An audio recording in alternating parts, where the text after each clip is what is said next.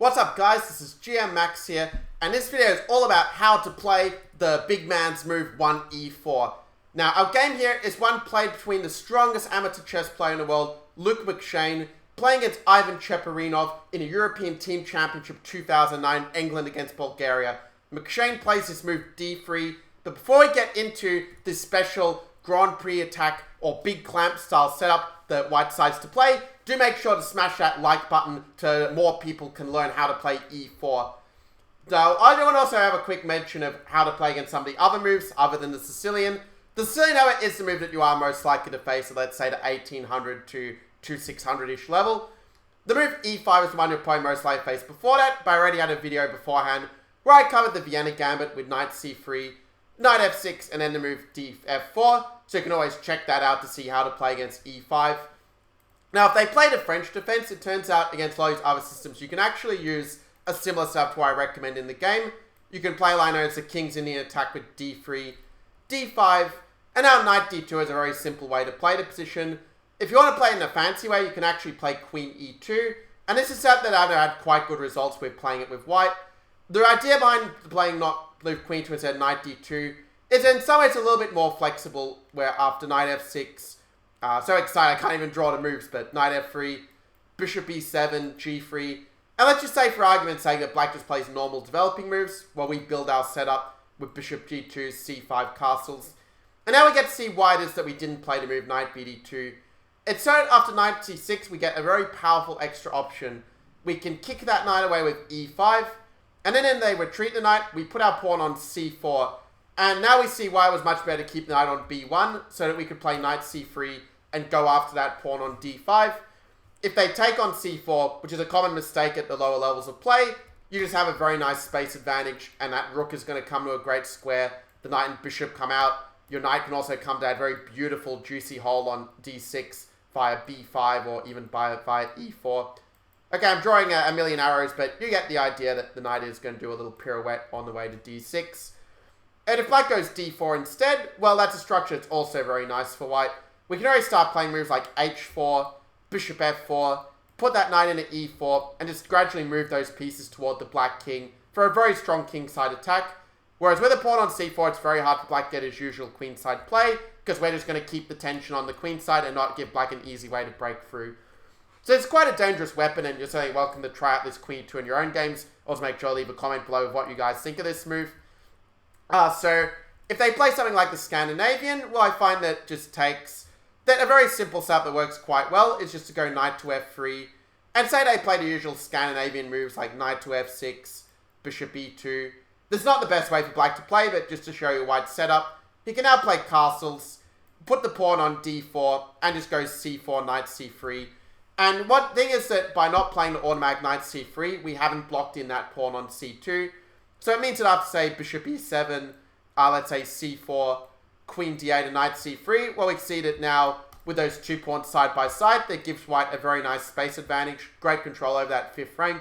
And in the middle game, you can think about pushing for moves like d5 in order to increase that central space advantage for white after you've developed all of the pieces first. So Scandinavia is not so scary. If they go c6, you can play knight f3, d5, and d3. And it's a system I find works quite well, where in the worst case, you can always play it like knight d2, g3, bishop g2, and castles like a King's Indian attack. But there are also other ways to play it that are more promising, which those who have access to chess improvement repertoire already know it. But if you do want to know how to master these positions and get an advantage even against some of the best chess players in the world, then do make sure to check out the link in the description for the chess improvement system, where I cover this quite deeply for white. And finally, if they do play some other rare lines, the lazy option is if they play something like d6, you can still play the same kind of setup like d3, f4, knight f3, bishop e2, castles. And the reason for that is that let's say they go g6 and they do their usual thing like bishop g7 and knight f6 and this stuff.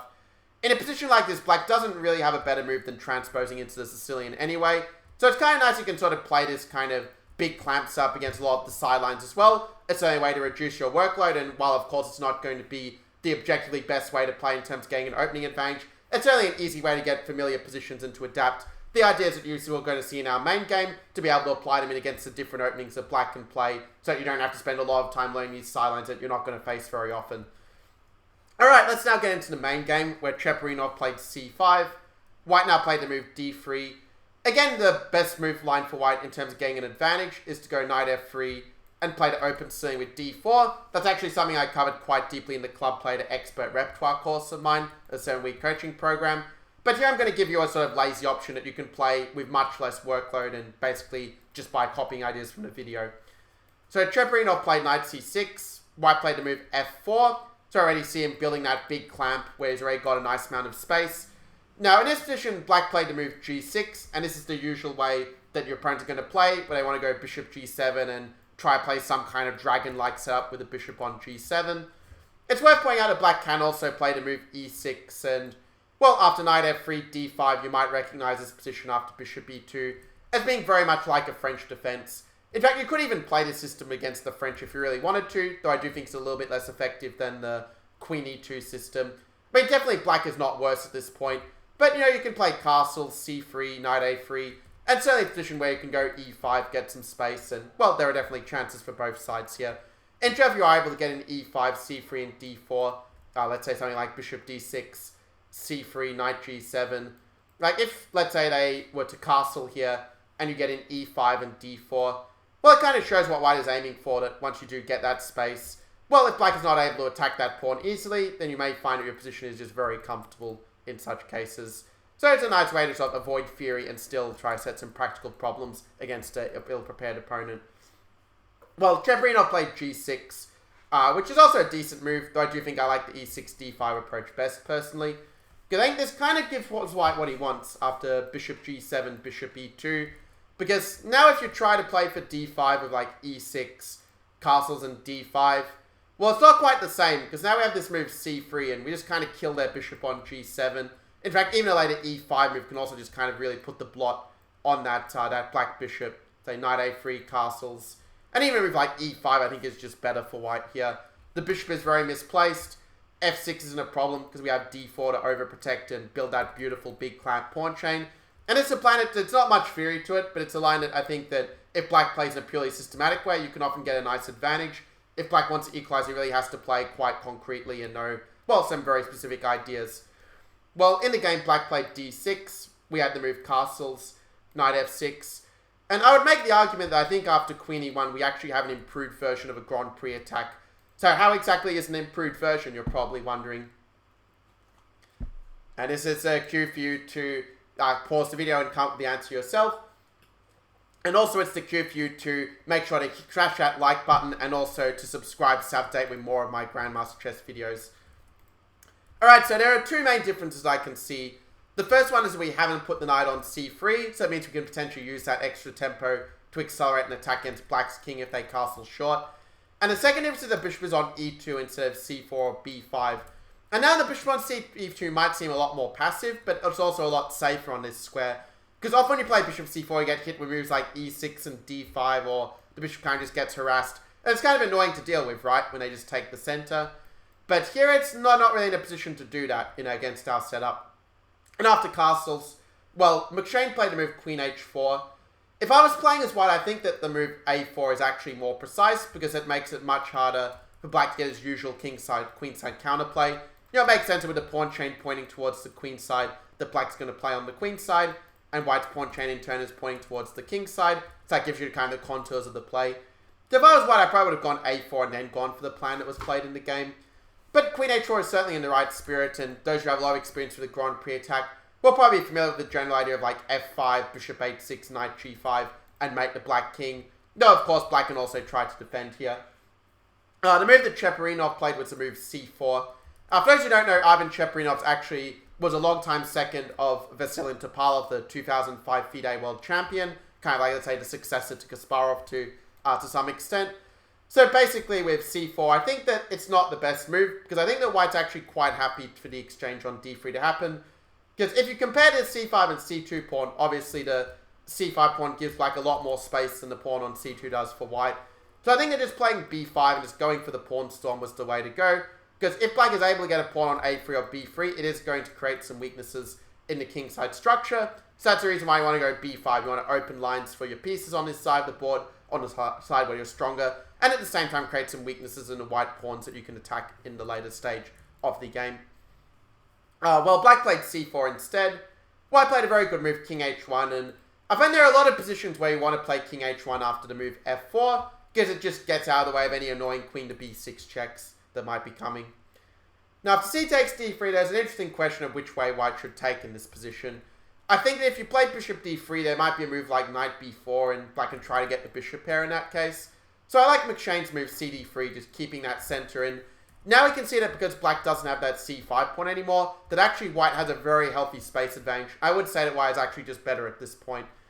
The game continued bishop g4, knight c3, and even though white's position certainly is very pleasant, I think you wouldn't believe that white ends up actually winning the game in a very short number of moves, where black doesn't even make it to move 25, in fact. He played a move bishop f3, which I really think is a bit of a concession here. I think you should play some improving move like queen b6. You know, wait for white to play h3 and kick your bishop first is, I think, a better way to play. Although in this case, I guess you can go knight g5, and actually this is a really funny tactic I want to show you guys, that it's very easy to assume, okay, bishop e2, we have to take the bishop, but actually we have the move of knight d5 at this point, where we're basically using the fact that if we get rid of that knight f6, we have queen h7 mate, and it allows us to win the queen. So it's kind of a fun tactical line I just wanted to share, just for amusement. But okay, it's also kind of instructive to see how you can ignore the opponent's threats, which is something a lot of players forget about. They think, oh, it's a threat, I have to stop it, but sometimes you can just ignore it, right? Well, black played bishop takes. White played bishop takes f3 in turn, and we see now white has the bishop pair as well as the space. Black played queen b6, and yeah, McShane's move bishop d1 is a little bit curious to me. It's not necessarily a bad move, but I think that going g4 and just going for the pawn storm on the king would have been more efficient here. Because if you're worried about queen a6, I think you could almost even sack that pawn and just focus on the attack. But anyway, the game saw bishop d1. And the idea is after queen a6 that McShane played the move rook f3. And, well, to be fair, this also turns out to be very strong. I find that when the pawn storm is not so effective for attacking the king, a very good plan B is to do a rook lift, where you lift that rook over the pawns and bring the rook into the attack that way.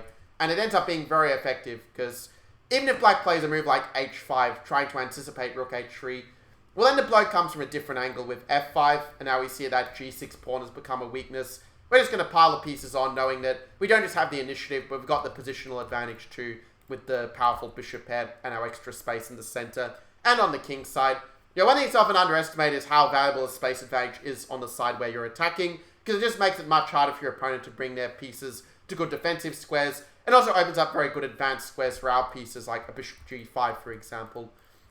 Or knight d5 in certain cases. Well, the game saw rook fc8, which is a move that looks good, but doesn't really do that much. It doesn't really threaten anything.